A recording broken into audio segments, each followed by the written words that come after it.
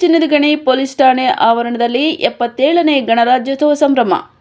Police inspector Shivanand Mahatma Gandhiji ಮತ್ತು doctor B R Ambedkar ಅವರ ಭಾವಚಿತ್ರಕ್ಕೆ ಪೂಜೆ ಮಾಡುವ ಮೂಲಕ ಪುಷ್ಪ ನಮನವನ್ನು ಸಲ್ಲಿಸಿದರು. ನಂತರ 77ನೇ ಗಣರಾಜ್ಯೋತ್ಸವದ ಧ್ವಜಾರೋಹಣ ನೆರವೇರಿಸಿದರು.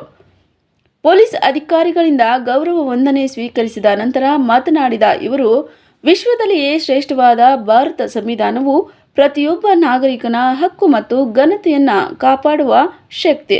ನಾವೆಲ್ಲರೂ ಸಂವಿಧಾನವನ್ನು ಬದುಕಿನಲ್ಲಿ ಮೈಗೂಡಿಸಿಕೊಂಡಾಗ ಮಾತ್ರ ದೇಶ ಪ್ರಜಾಪ್ರಭುತ್ವ ವ್ಯವಸ್ಥೆ ಗಟ್ಟಿಯಾಗಲು ಸಾಧ್ಯ. 1947 ಆಗಸ್ಟ್ 15ರಂದು ನಮಗೆ ಸ್ವಾತಂತ್ರ್ಯ ಲಭಿಸಿದ್ದರೂ ಸಹ ಅನೇಕ ಗಣಗಳಾಗಿ ವಿಂಗಡಣೆಯಾಗಿತ್ತು.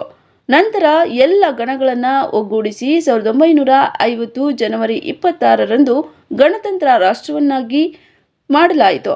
ದೇಶದಲ್ಲಿ ವೈವಿಧ್ಯತೆಯಲ್ಲಿ ಏಕತೆ, ಸಮಾನತೆ, ಹಿತದೃಷ್ಟಿಯಿಂದ ನಾವೆಲ್ಲರೂ ಒಗ್ಗೂಡಿ ಇರುತ್ತೇವೆ ಎಂದು ಪ್ರಮಾಣ ಮಾಡಿದರೆ ಮಾತ್ರ ಪ್ರಗತಿ ಸಾಧ್ಯ. ಹಟ್ಟಿ ಚಿನ್ನದ ಪಟ್ಟಣದಲ್ಲಿ ಶಾಂತಿ ಸುವ್ಯವಸ್ಥೆ ಕಾಪಾಡುವಲ್ಲಿ ಪೊಲೀಸರು ಬದ್ಧರಾಗಿರಬೇಕು. ಅದೇ ರೀತಿ ಸಾರ್ವಜನಿಕರಿಗೆ ಏನಾದರೂ ತೊಂದರೆಯಾದರೆ ಸ್ಥಳೀಯ ಪೊಲೀಸ್ ಠಾಣೆಗೆ ಬಂದು ದೂರು ನೀಡಬಹುದು. ಇಲ್ಲವಾದರೆ ಪೊಲೀಸ್ ಸಹಾಯವಾಣಿ ಸಂಖ್ಯೆ 112ಗೆ ಕರೆ ಮಾಡಿ ದೂರು ಸಲ್ಲಿಸಬಹುದು. ಡಾಕ್ಟರ್ ಬಿಆರ್ ಅಂಬೇಡ್ಕರ್ ಅವರ ಸಂವಿಧಾನ ಇಡೀ ವಿಶ್ವಕ್ಕೆ ಮಾದರಿಯಾಗಿದೆ. ಪ್ರತಿಯೊಬ್ಬರಿಗೂ ಸಮಾನತೆ, ಸಹೋದರತೆ, ಕೂಡಿ ಬಾಳುವ ಅವಕಾಶ ಕಲ್ಪಿಸಿದೆ. ಸಂವಿಧಾನವು ಕಾನೂನುಬದ್ಧವಾದ ರಾಷ್ಟ್ರ ನಿರ್ಮಾಣಕ್ಕೆ ಪ್ರೇರಣೆಯಾಗಿದೆ. ಪ್ರತಿಯೊಬ್ಬರೂ ಸಂವಿಧಾನವನ್ನು ಅರಿತುಕೊಂಡು ಬಾಳಬೇಕು. ಮಕ್ಕಳಿಗೆ ಉತ್ತಮ ಶಿಕ್ಷಣ ನೀಡಬೇಕು. ಜಾತಿ ಧರ್ಮ ಎನ್ನದೇ ಕೂಡಿ ಬಾಳಬೇಕೆಂದು ಅಭಿಪ್ರಾಯವನ್ನು ವ್ಯಕ್ತಪಡಿಸಿದರು. ಈ ಸಂದರ್ಭದಲ್ಲಿ ಹಟ್ಟಿಯ ಪಿಎಸ್ಐ ಸೇರಿದಂತೆ ಪೊಲೀಸ್ ಪೇದೆಗಳು ಉಪಸ್ಥಿತರಿದ್ದರು. ವರದಿ ಶ್ರೀನಿವಾಸ್ ಮಧುಶ್ರೀ, ಹಟ್ಟಿ ಚಿನ್ನದ ಗಣಿ.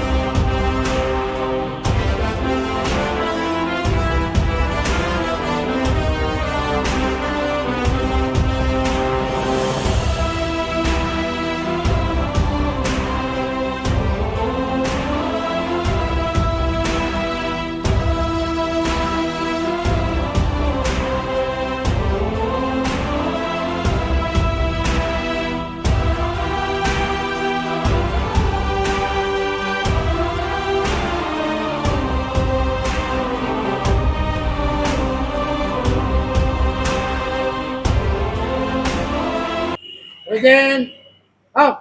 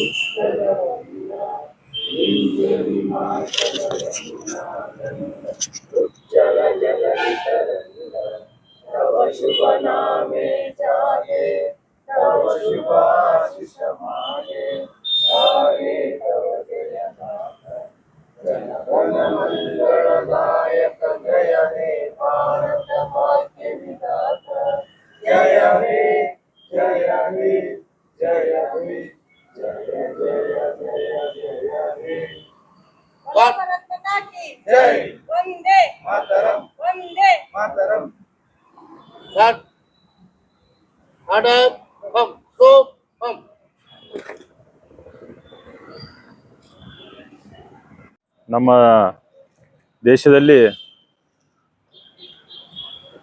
ಪೂರ್ಣ ಪ್ರಮಾಣದಿಂದ ಇಂಡಿಯನ್ ಕಾನ್ಸ್ಟಿಟ್ಯೂಷನ್ ಜಾರಿ ತರಲಾಯಿತು. ಈ ದಿನ ನಮ್ಮ ದೇಶದಲ್ಲಿ ನಮ್ಮ ದೇಶಕ್ಕೆ ಹಬ್ಬ ಅಂತ ಆಚರಣೆ ಮಾಡ್ತೀವಿ. ಇದರಿಂದ ಬಹಳಷ್ಟು ಜನ ನಮ್ಮ ಸ್ವತಂತ್ರಕ್ಕಾಗಿ ಮತ್ತು ನಮ್ಮ ಕಾನ್ಸ್ಟಿಟ್ಯೂಷನ್ ಇವತ್ತು ಕೂಡ ಜಾರಿಯಲ್ಲಿ ಬರೋದ್ರಿಂದ ಈ ಕಾನ್ಸ್ಟಿಟ್ಯೂಷನ್ ಮಾಡ್ಬೇಕಾದ್ರೆ ಎಷ್ಟು ಜನ ಚೇರ್ಮನ್ ಕಮಿಟಿಯಲ್ಲಿ ಇದ್ದಾರೆ ಅವ್ರಿಗೂ ಕೂಡ ನಾವು ಹೃತ್ಪೂರ್ವಕ ಧನ್ಯವಾದ ಸಲ್ಲಿಸುತ್ತಾ ತಮ್ಮೆಲ್ಲರಿಗೂ ಒಳ್ಳೆಯದಲ್ಲ ಅಂತ ಹೇಳಿ ನನ್ನ 2 ಮಾತುಗಳನ್ನು ಮುಗಿಸುತ್ತೇನೆ.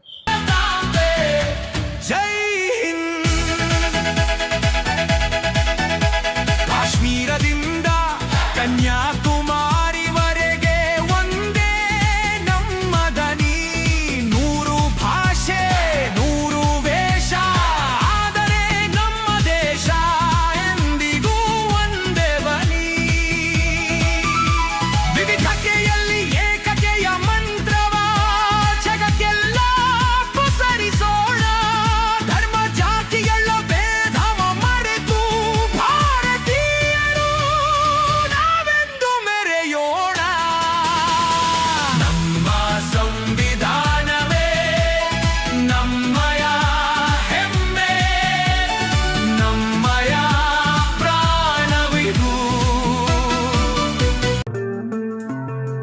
RTV ಕನ್ನಡ ಚಿನ್ನದ ನಾಡಿನ ಕನ್ನಡಿಗರ ಧ್ವನಿ ನಮ್ಮ ಚಾನೆಲ್ ವೀಕ್ಷಿಸಿದ ನಂತರ ಲೈಕ್ ಮಾಡಿ, ಶೇರ್ ಮಾಡಿ, ಸಬ್ಸ್ಕ್ರೈಬ್ ಮಾಡಿಕೊಳ್ಳಿ. ರಾಯಚೂರು ಜಿಲ್ಲೆಯ ಪ್ರತಿನಿಧಿ ಶ್ರೀನಿವಾಸ್ ಮಧುಶ್ರೀ, ಹಟ್ಟಿ ಚಿನ್ನದ ಗಣಿ. ಧನ್ಯವಾದಗಳು.